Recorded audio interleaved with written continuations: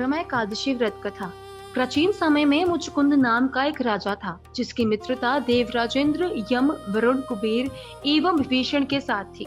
वह बहुत बड़ा धार्मिक प्रवृत्ति एवं सत्य प्रतिज्ञ था। उसके राज्य में सभी सुखी थे। उसकी चंद्रभागा नाम की एक पुत्री थी जिसका विवाह राजा चंद्रसेन के पुत्र शोभन के साथ हुआ था। एक दिन शोभन अपने ससुर के घर आया तो संयोगवश उस दिन एकादशी व्रत था। इस विषय में उसके पिता के आदेश बहुत सख्त थे। राज्यों में सभी एकादशी का व्रत रखते थे। रिपीट। राज्यों में सभी एकादशी का व्रत रखते थे और कोई अन्न का सेवन नहीं करता था। ऐसे में चंद्रभागा को ये चिंता हुई कि उसका अति दुर्लभ पति भूख को कैसे सहन करेगा। शोभन ने अपनी पत्नी से कोई उपाय जानना चाहा जिससे उसका व्रत भी पूर्ण हो जाए और उसे कोई कष्ट भी ना हो, लेकिन चंद्रभागा उसे ऐसा कोई उपाय ना सुझा सकी। निरुपाय होकर शोभन ने स्वयं को भाग्य के भरोसे छोड़कर व्रत रख लिया, लेकिन वह भूख प्यास सहन न कर सका और उसकी मृत्यु हो गई। इससे चंद्रभागा बहुत दुखी हुई और पिता के विरोध के कारण वह सती नहीं हुई। तो वही शोभन ने रमा एकादशी व्रत के प्रभाव से मद्रांचल पर्वत के शिखर पर एक उत्तम देवनगर प्राप्त किया। वहां ऐश्वर्य के समस्त साधन उपलब्ध थे। गंधर्वगण और उसकी स्तुति करते थे और अप्सराएं उसकी सेवा में लगी रहती थी। एक दिन जब राजा मुचकुंद मद्रांचल पर्वत पर आया तो उसने अपने दामाद का वैभव देखा। वापस अपनी नगरी आकर उसने चंद्रभागा को पूरा हाल सुनाया तो वह अत्यंत प्रसन्न हुई और अपनी भक्ति व रमा एकादशी व्रत के प्रभाव से शोभन के साथ सुखपूर्वक रहने लगी।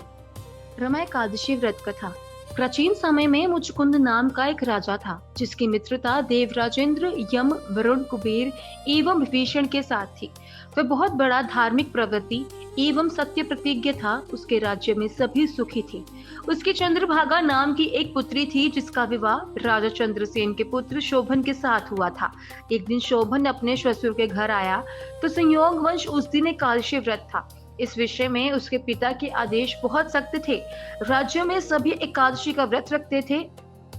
रिपीट। राज्यों में सभी एकादशी का व्रत रखते थे और कोई अन्न का सेवन नहीं करता था। ऐसे में चंद्रभागा को ये चिंता हुई कि उसका अति दुर्लभ पति भूख को कैसे सहन करेगा। शोभन ने अपनी पत्नी से कोई उपाय जानना चाहा जिससे उसका व्रत भी पूर्ण हो जाए और उसे कोई कष्ट भी ना हो, लेकिन चंद्रभागा उसे ऐसा कोई उपाय ना सुझा सकी। निरुपाय होकर शोभन ने स्वयं को भाग्य के भरोसे छोड़कर व्रत रख लिया, लेकिन वह भूख प्यास सहन न कर सका और उसकी मृत्यु हो गई। इससे चंद्रभागा बहुत दुखी हुई और पिता के विरोध के कारण वह सती नहीं हुई। तो वही शोभन ने रमा एकादशी व्रत के प्रभाव से मद्रांचल पर्वत के शिखर पर एक उत्तम देवनगर प्राप्त किया। वहां ऐश्वर्य के समस्त साधन उपलब्ध थे। गंधर्वगण और उसकी स्तुति करते थे और अप्सराएं उसकी सेवा में लगी रहती थी। एक दिन जब राजा मुचकुंद मद्रांचल पर्वत पर आया तो उसने अपने दामाद का वैभव देखा।